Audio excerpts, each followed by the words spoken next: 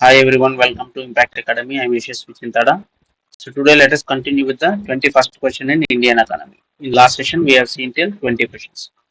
So this is a part of the microeconomics. Okay, so in economics, if you look at it, there are there is microeconomics where you read about the concepts of economics, like these Phillips curves, all these different types of curves. Okay, supply and demand and everything.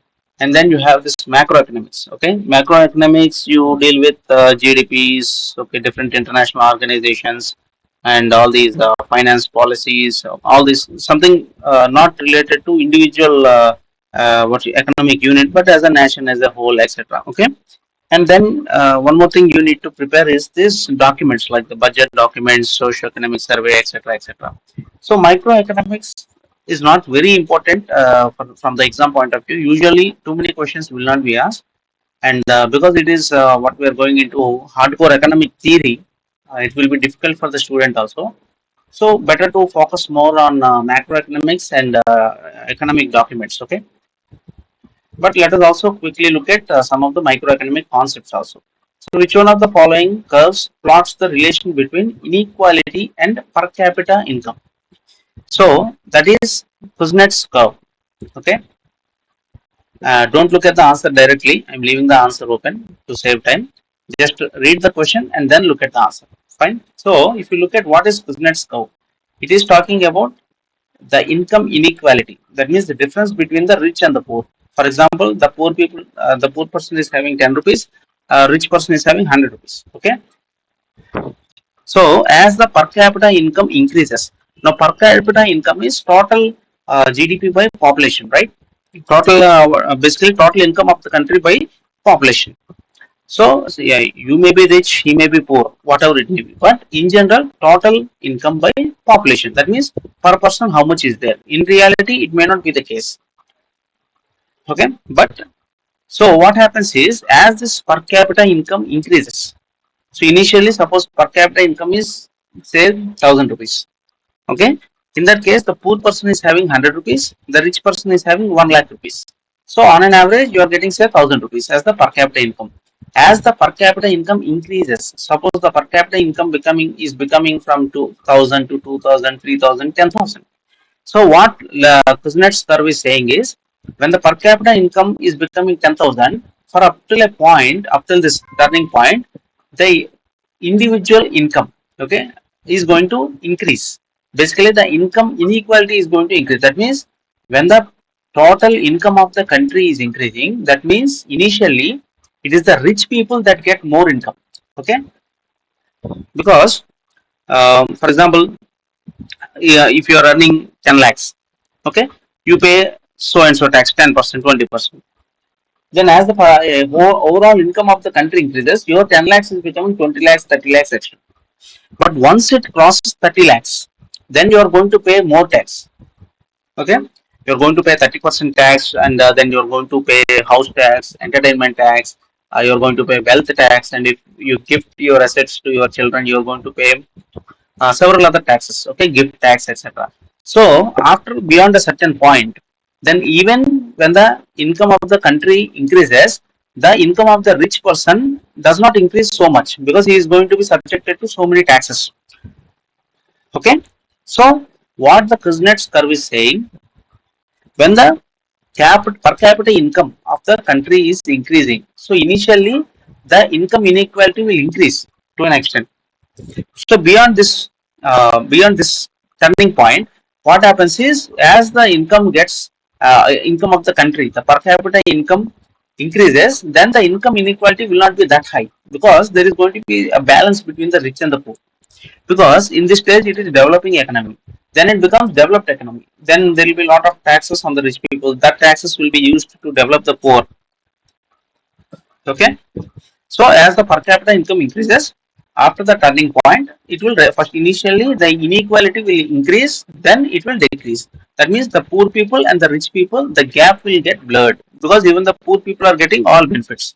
Okay, that rich people are taxed, hospitals are built, school education is built. So even the poor people are getting all the facilities from the government for free.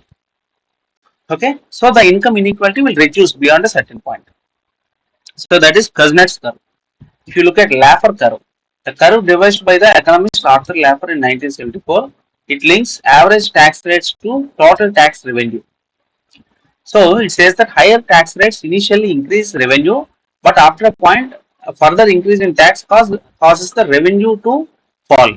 So he's saying, um, same case. For example, if a person is having, say, 30 lakhs is the threshold. Okay, beyond 30 lakhs, you are going to your income tax rate is going to increase.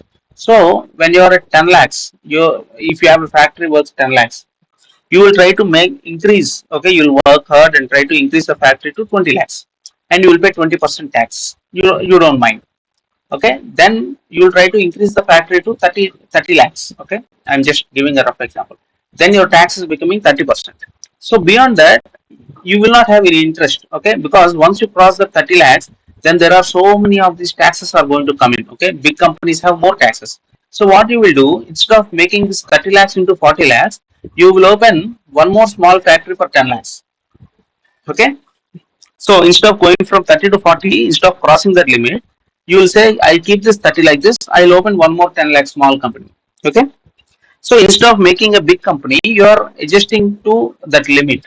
So when you keep on increasing the tax, so the person who is working, the businessman, will not have any interest to create a big company. So the tax revenue will reduce, because rather than becoming a big, increasing to 40, 50 lakhs, he is going to a new company, and he is trying to stay beyond the, within the limit. So the overall tax revenue is going to reduce. So as you increase the tax rate from 10 to 20 to 30, you keep on increasing, the overall tax revenue will initially increase, but again after some time it will get reduced. So that is Laffer curve. Phillips curve, I'm sure frequently people listen about this Phillips curve. It is a graphic curve which advocates the relation between inflation and unemployment in an economy.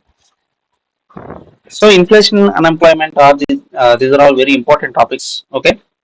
So Phillips curve, that's why we frequently hear about Phillips curve. It talks about the inflation and unemployment. So it suggests that lower the inflation, higher the unemployment, and higher the inflation, lower the unemployment. Okay, so it is inversely proportional. Keep that in mind. In the case of Kuznets and Laffer curve, we have seen that it is a curve. Initially, it is increasing, then it is decreasing. But in Phillips curve, it is inversely proportional. If the inflation is low, and unemployment will be high. Okay, and if there is what you say, high inflation and very low unemployment, then that is not a good scenario for the country. Okay, then it will go into stagflation and all those things, because on one hand you have high inflation. That item which was 10 rupees now became 20 rupees. Okay, very high inflation, 100% inflation. But there is unemployment. So prices are increasing, you don't have job. So that will be a very tough scenario for the country. Okay. So Lorentz curve. Lorentz curve is a graph showing the degree of inequality in income and wealth in a given population or an economy. So it is showing the degree of inequality in income and wealth. Okay, it's a rigorous way to measure income inequality. In this method, personal incomes in an economy are arranged in increasing order. Cumulative share of total income is then plotted against the cumulative share of population.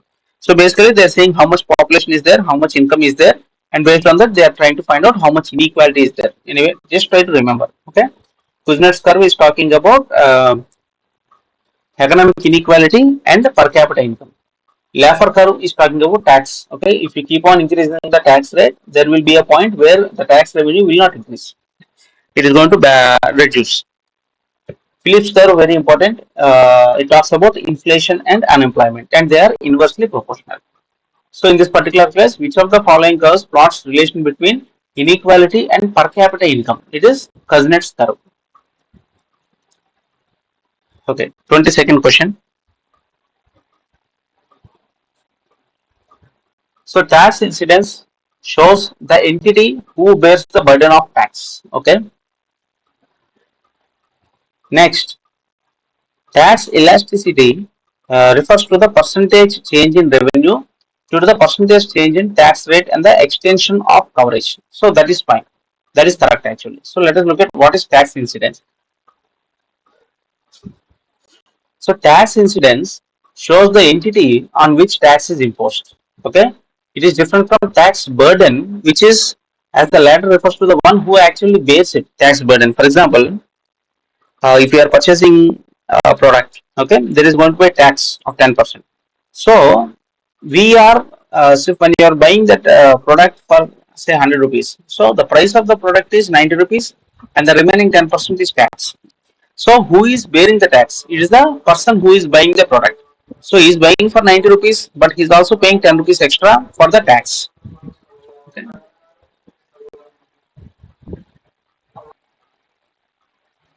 So,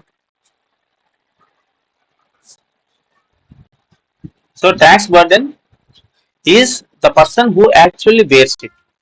For example, if you take this case of petrol, okay, in the petrol case of petrol, we are, suppose we are paying 100 rupees, okay, so we are paying the price of petrol and also the price of tax. So the tax burden is on us, and the tax which we are paying is collected by the seller, and he will give it to the government. Okay, so he is getting the petrol. I mean, he is selling the petrol at say 90 rupees, and he is also adding the tax 100 rupees. So 90 rupees profit, 90 rupees he will take, and the 10 rupees he will give it to the government. So the person who is actually bearing the tax is the that tax burden. Okay, and the tax incidence is the entity on which the tax is imposed. Okay, so it is not what is the tax incidence is what tax is imposed on the seller of the product. Okay, not the customer. We, the person who are buying, we are not having tax incidence on us, we are having the tax burden. Okay, so that is the difference between tax incidence and tax burden. Next, tax elasticity is defined as the percentage change in tax revenue in response to the change in tax rate. So, for example, if you have a GDP of say 1 crore, okay, and or in national income, anything. So basically, and the tax is say tax collected is 10 lakhs. So tomorrow, the GDP is increasing to 2 crore, and the tax collected is 15 lakhs only. So on 1 crore, if you are collecting tax of 10 lakhs, on 2 crore, you should be collecting 20 lakhs, right? Approximately.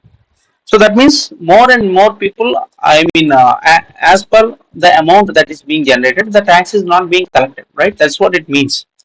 So based on this tax elasticity, you'll get an idea of, as per the revenue, as per the tax revenue, how much in the tax rate, okay, defined as the percentage change in tax revenue in response to the change in tax rate and the extension of coverage. Okay, so as long, for example, you're increasing the tax from 10% to 20%. Okay, is the revenue, is the tax revenue increasing accordingly? Okay, initially if you're getting say 1 crore tax with 10%, with 20%, how much increase is it happening? Are you getting 2 crores now? If that is the case, then you have a tax elasticity of 1. Okay, so based on this, you can say whether you, if you are increasing tax, or you can take fiscal policy decisions. Okay, how much tax you have to increase, how much tax you have to reduce, etc. So tax buoyancy, it refers to the percentage change in tax revenue with the growth of national income. That is growth based change in taxes. So with the growth of national income, how much percentage of tax revenue you are generating? As I said in the previous example, if your national income is increasing from 1 lakh to 2 crore, is your tax increasing from 10 lakhs to 20 lakhs? Okay, that shows the tax buoyancy. Okay, and tax stability. It means no frequent changes, and there is continuity of policy in a predictable and transparent manner. So suppose right now you have 10% tax on a particular item. So tomorrow there should not be, it shouldn't be the case like suddenly, especially in case of imports, exports, customs, etc. Okay, there has to be certain predictability. Tomorrow you cannot say that on every export we are going to tax 40%, 50% like that. Okay, then more and more what you say FDI will stop flowing, and foreign import and export business will get affected, and mostly tax stability will get disturbed. Okay, although revenue from different taxes varies from year to year, revenue stability is desirable because it makes it easier for a government to build a credible spending and borrowing plan. Okay, so majorly it deals with credibility. Fine. So let us look at the question. Tax incidence shows the entity who bears the burden. No, tax incidence shows the entity on whom the tax is what you say given. Okay, the tax is what you can say imposed. That's the better word. Okay, tax incidence shows the entity who on whom the tax is imposed, not who bears the burden. Okay, who bears the burden, that is tax burden, not tax incidence. And tax elasticity refers to the percentage change in revenue due to percentage change in tax rate and the extension of coverage. This is true. That is what tax, when you change the tax rate, say from 10 to 20. Okay, it is seeing whether the revenue is changing from 1 lakh to 2 lakh. Okay, that is tax elasticity. So in this particular case, it is only 2 only. 2 is the correct option. 1 is wrong. Okay. Consider the following statements regarding revenue deficit. Okay, so revenue deficit is basically the difference between the revenue, what you say, revenue income and the revenue expenditure. If the expenditure is more than the income, okay, I'm sure everyone knows what is revenue expenditure, capital expenditure, revenue income, capital income, all those things. Okay, so social sector expenditures such as expenditure on education, health, labor welfare are not considered part of revenue expenditure. This is wrong. See, revenue expenditure, most important components are the salaries paid to the staff of the government and the interest payments. The government of India or state government borrows so many loans from abroad or from RBI, from markets, etc. So every year they pay the interest, right? Whenever you pay the interest, that takes up a huge part of the revenue. Okay, so interest payments, okay, and defense expenditure not to purchase machinery or missiles or etc. That expenditure to pay the salaries, to pay the insurance and all those things, all that comes under the revenue expenditure. Try to have the concept very clear. Okay. Now, apart from that, even the social sector, see, revenue expenditure is that which does not create an asset. If you are talking about capital expenditure, suppose if the government is laying roads, okay, building what you say buildings, etc., then assets are being created.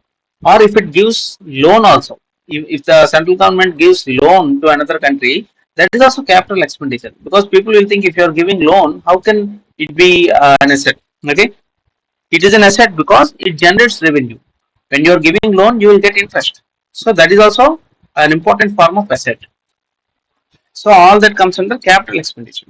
Okay. Now these payments, social sector expenditure, basically these subsidies, expenditure on education, health, labor welfare, etc. They are all part of the revenue expenditure. Okay. Here it said not. So this is wrong. Next, the goal of the Fiscal Responsibility and Budget Management Act 2003 was to increase the revenue deficit in a sustainable manner. See this with common sense, you can say no one wants to increase the deficit. Okay. Deficit itself is a negative word, right?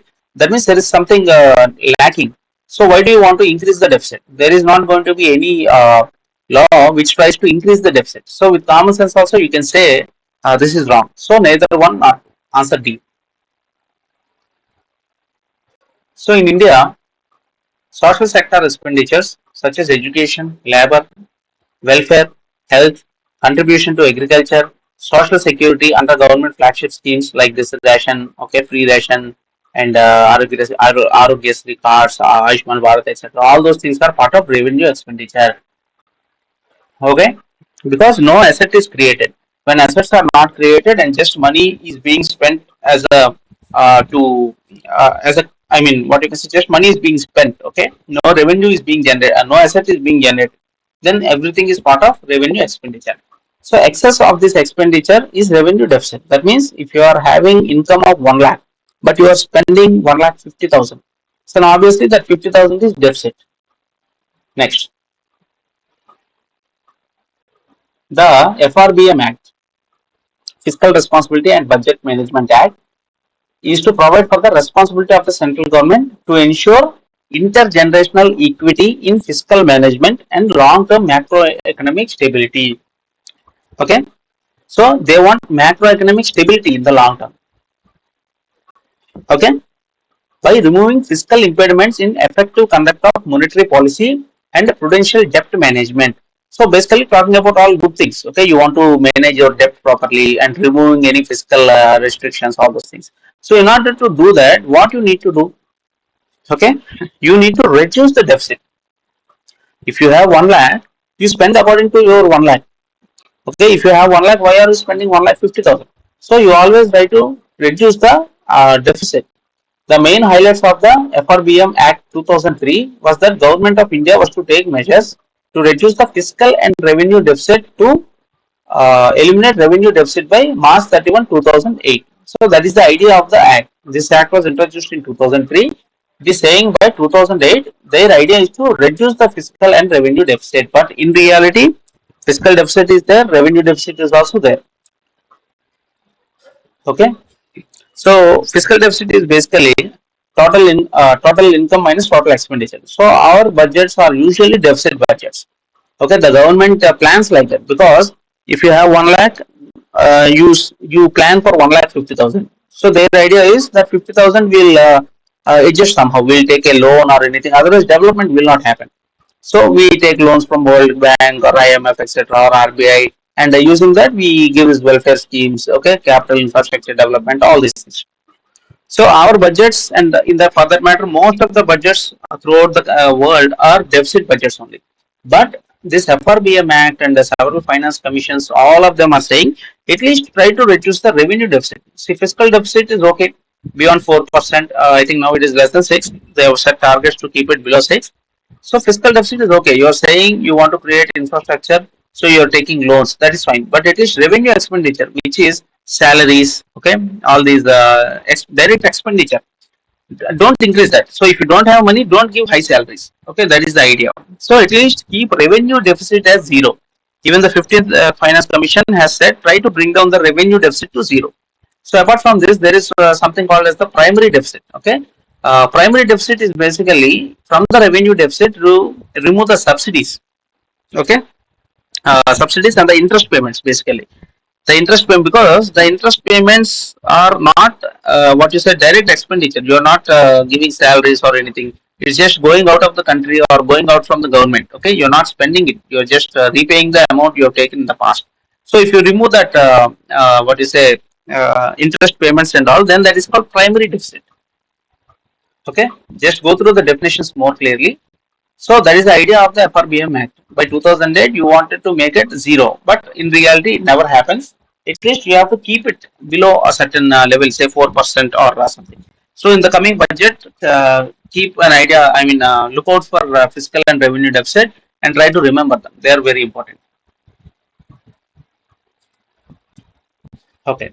Consider the following statements: control over monopolies and restrictive trade practices, regressive taxation system under direct tax, employment generation, inheritance tax, wealth tax, encouraging labor intensive sectors. So, how many of the above are likely measures taken by the government to reduce income inequality? Okay, so income inequality is basically the poor person has 10 rupees, rich person has 100 rupees.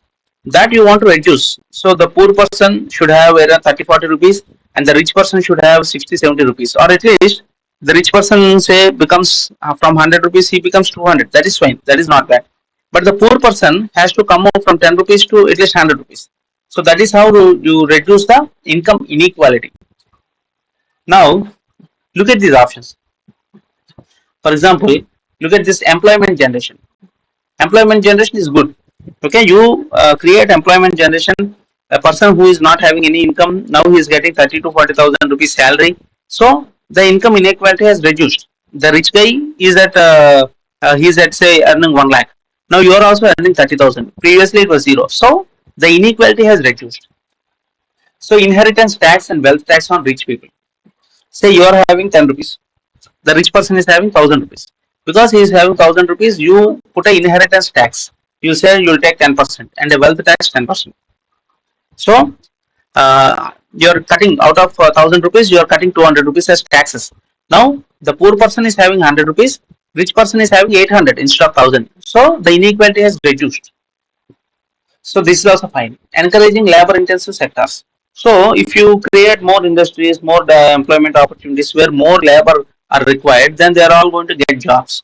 So they are also going to get salaries. So what happens is, again, that is the difference between the rich and poor reduces to some extent. Control over monopolies and restrictive trade practices. Okay.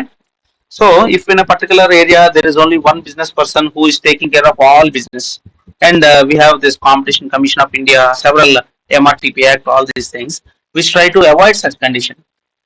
Okay, there has to be free market.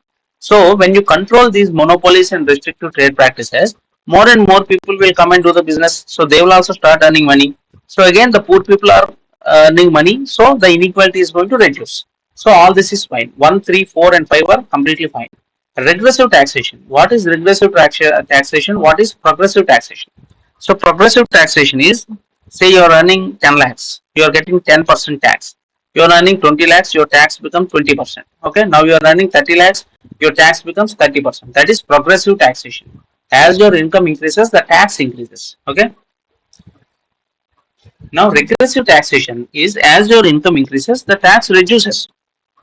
If you are earning 30 lakhs, now your 30% tax has become 20%. So what happens is, then the rich person, in case of regressive taxation, as his income increases, the amount of his tax decreases. So in such a scenario, the amount of money he has will increase, right? Because his taxes are reducing, the money will increase in his hand. So obviously, again, the income inequality, the amount of money between the rich and the poor is increasing. So regressive taxation system under direct tax does not contribute to reducing income inequality. So 2 is wrong. In this case, 1, 3, 4, and 5. So only 4. Option C is the answer. So if government want to reduce income inequality, it should control monopolies and trade practices, restrictive trade practice. Okay, and progressive taxation should be there, employment generation should be there, inheritance tax, wealth tax, okay, gift tax, etc. All these taxes, if you put, obviously the amount of income with the rich will reduce, and that income will be used to develop the poor. So income inequality will be reduced, and encouraging labor intensive sectors. So in India, which one of the following compiles information on periodic labor force survey? So it is Ministry of Statistics and Program Implementation. Answer B. So previously it was NSSO, National Sample Survey Office. What it does is, it collects these various samples. Okay, through samples it conducts this survey. It shows I mean different crop estimation surveys, all kinds of surveys. National Sample Survey. In 2019, this NSSO has been merged with the CSO, Central Statistical Office, and now we have what is called as NSO, that is the National Statistical Office. Okay, very important.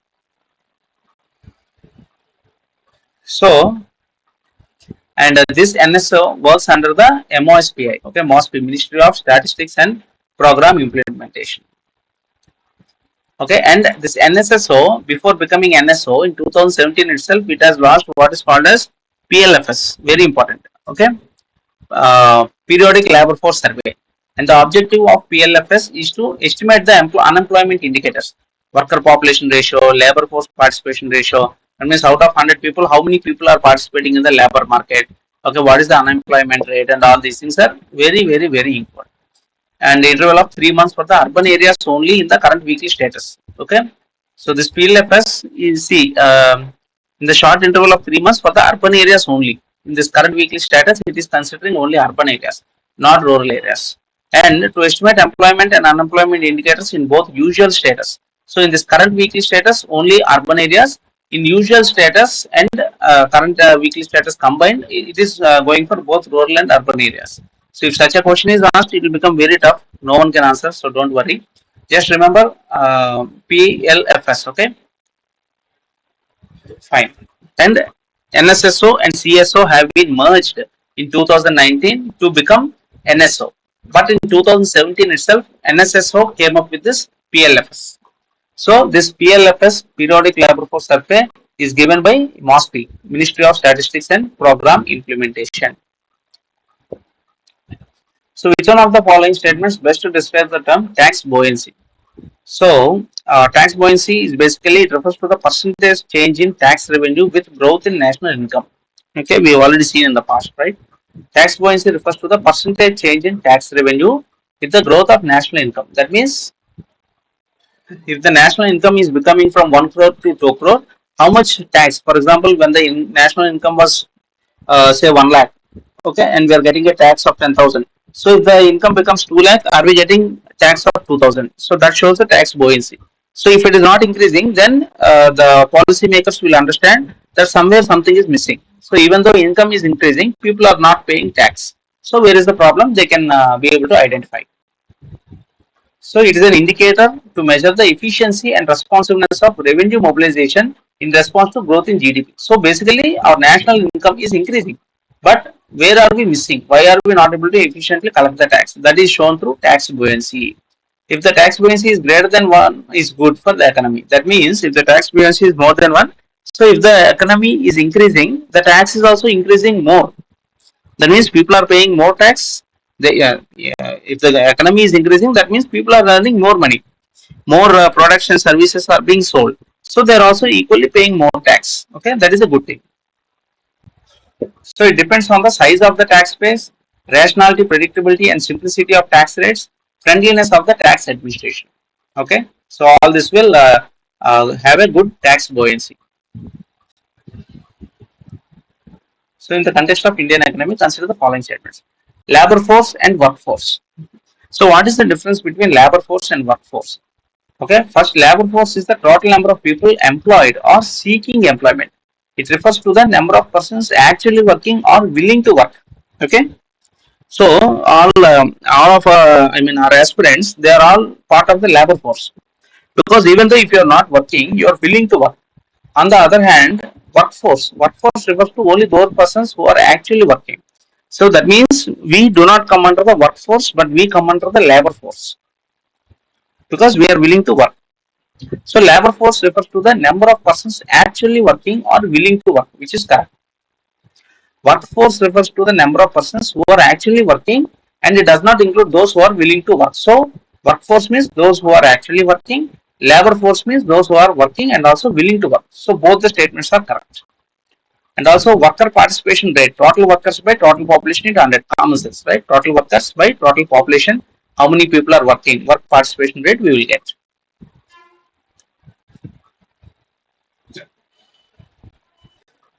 So, which of the following organizations brings out publication known as World Inequality Report, World Inequality Lab? Okay, all these reports and all are very important. Just go through this IMF reports, okay, World Economic Report, Outlook Report, all those things, Oxfam International. So, World Inequality Lab is a global research center focused on study of inequality and public policy, promote social, economic, and environmental justice. Okay, and they provide the World Inequality Report. Okay, World Inequality Lab is publishing the World Inequality Report. So just go through this.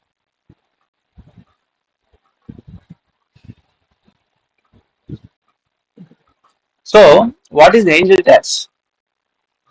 The angel tax is levied when the initial public offer by a listed company is oversubscribed. So, see, when it is a listed company, there is no question of angel tax.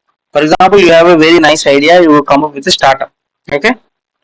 So when you come up with a startup, there is going to be many investors, angel investors. Okay, those investors who don't even know what is your potential, but they are investing. So they are called as angels. Okay, when a company becomes big, everybody will invest. But in the beginning, even before it becomes a listed company. So if it is not a listed company, that means you are the founder and I mean there are partners. Okay, people cannot buy your shares on the stock market. Just keep in mind, if you become as the company grows, it will become a listed company. Then you will be listed on the stock exchanges, NSE and BSE, where the equity, the stock of your company can be purchased and sold by the common people also through the stock exchange. Then you will become a listed company. So usually the startups, when they become big companies, they become listed companies. So, so angel tax is basically, for example, if you have a lot of money. So what if a company has a lot of money, or if an investor has a lot of money? So what he can do is he can look for nice investment opportunities. There are some new companies which are coming up with nice startup programs, nice ideas. So you can invest in them, okay, and you get some exemptions and all those things. So what a company can do is it can say, in order to hide the profits, it can encourage, it can secretly through one of its own a known person, it can say, okay, you just start a new startup, and in order to park my money, I will buy your shares at a higher price. Okay, so it is one kind of basically using the loopholes. So instead of paying taxes, you will say, see, I'm doing angel investment, I'm helping other people, so you will get tax exemptions, etc. And what you're doing is you're just transferring your money from your company to another small company which you yourself created. Okay, in order to avoid such thing, this angel tax is levied. Okay, okay, so that you don't do any form of money laundering, angel tax is there. So angel tax is levied on these small startups, etc. So here is talking about listed company in initial. See, when a small company becomes big and it goes to the stock market, then the first public offer it gives is the initial public offer. Through that, for example, the shares. Okay, you can buy the share 10 rupees, 20 rupees, 1,000 rupees, all this. So when it says angel tax, it is not listed company. So windfall tax. So windfall tax is a virtual tax as a result of withdrawal of subsidies by the government. No. So what is windfall tax is, for example, if in the recent case you see Corona, when there was this Corona pandemic, these sanitizers and masks, gloves, their sales have increased by what you say hundreds, right? Okay, so suddenly everybody is buying sanitizers, etc., etc. So their sales were previously if they are selling 1,000 sanitizers, now they are selling 1 crore sanitizers. So suddenly there is huge income. So what the government is saying, okay, I will put a windfall tax. Okay, because of the sudden circumstances, you have got too much revenue. I will put one tax and I will use it for the betterment of the people. That is called windfall tax. So say angel tax is levied when an unlisted company issues shares to investor at a price higher than its fair market value. Okay, so it is an unlisted company. So that which is not listed on the stock market, and what it is doing, it is just issuing prices at higher level than the market value. So basically these investors are just trying to park their money and avoid tax.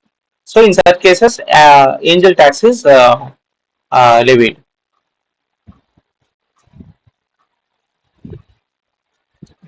So a windfall tax is a tax levied by governments against certain industries when economic conditions allow those industries to experience significantly above average profits. So just I said, as in case of Corona, right? Suddenly there are above average profits. So government puts a windfall tax. So neither one nor two.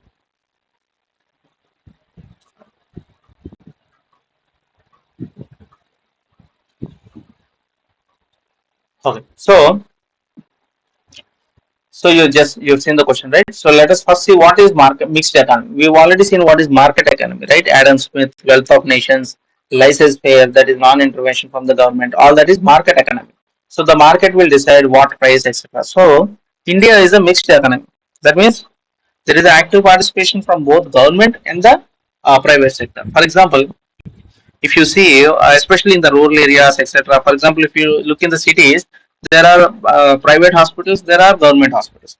But if you go to rural areas, there will be only government hospitals. So it is the duty of the government to take care of the poor. So even bus routes, if you see, very profitable bus routes. For example, Vijayawada to Visakhapatnam, there are too many private buses. But if you take some remote area, the private buses won't go there because they won't get profit. So then it is the responsibility of the government to run APSRTC or KSRTC, etc., and send a couple of buses to the remote areas. So even if the profits won't be there, the government will do it because it is the responsibility of the government to uplift the poor also. So that is a mixed economy. In a mixed economy, so let us look at, see, mixed economy, the practice was there by the late 1930s, etc. First country to announce adopting the mixed economy was France in 1944-1945. Next, what it does is state and private sector both will have the role. Private sector will play the role of invisible hand. Okay, it looks after this private goods production, etc. However, the state is not prohibited. Even the, for example, if you look at steel industry, you have a lot of private players. In spite of that, even the government has a steel industry, right?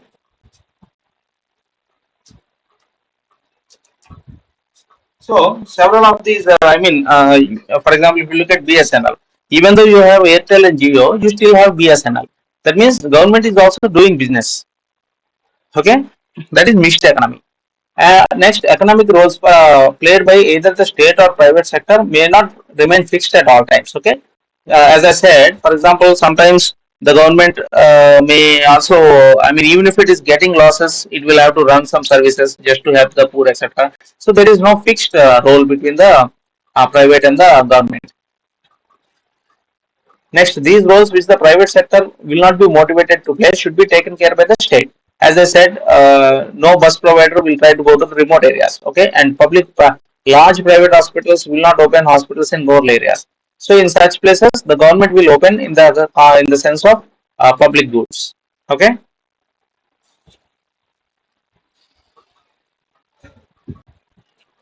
and regulation of the economic system is taken by the state. So we have this Competition Commission of India and several other things. If say someone is trying to regulate, what is get into monopoly or try to increase the price. For example, if someone puts price of a soap as 10,000 rupees, even then if you can come, I mean the government can come and regulate. Okay, the market prices, especially in agriculture produces also. If there is any hoarding or trying to artificially increase the price, the government can come and control.